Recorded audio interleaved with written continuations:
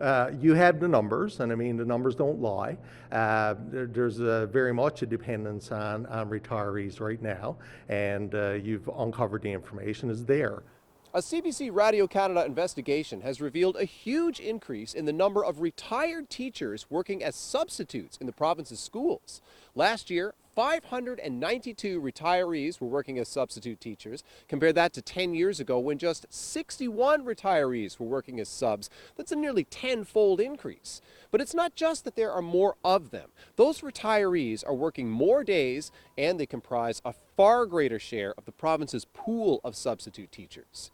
In the 2015-2016 school year, retirees subbed for 1,104 teaching days. Compare that to last year when retired subs worked 31,791 days. That is a nearly 30-fold increase.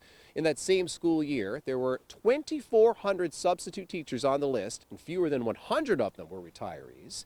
Now, there are 1,700 substitutes on the list, and approximately 600 of them are retirees. So the share of retirees working as substitutes has gone from about 1 in 24 to about 1 in 3.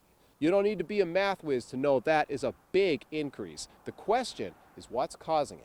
Dale Lamb is the president of the Newfoundland and Labrador Teachers Association. He says the numbers clearly show that recruitment and retention of teachers is a problem, and he says a big part of the reason why is that the job of being a teacher has gotten harder.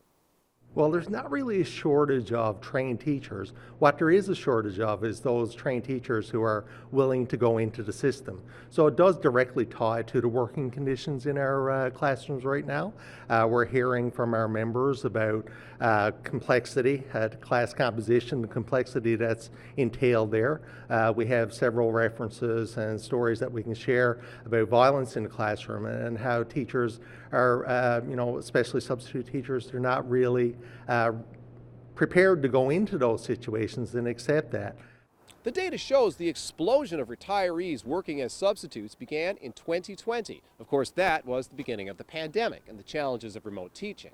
But relatedly, it was also the year the former Liberal government began allowing retired teachers to substitute up to 90 days without affecting their pensions. Liberal education critic Paul Pike says he's glad that initiative delivered, quote, positive results for the school community. NDP leader Jim Dinn says the new progressive Conservative government needs a recruitment and retention strategy for teachers. Education Minister Paul Dinn was not available for an interview, and the department did not respond to a list of questions. But NLTA President Dale Lamb says what government needs to do is create smaller class sizes and begin addressing some of the classroom issues that he says are leading qualified teachers to look for other jobs. Zach Gowdy, CBC News, St. John's.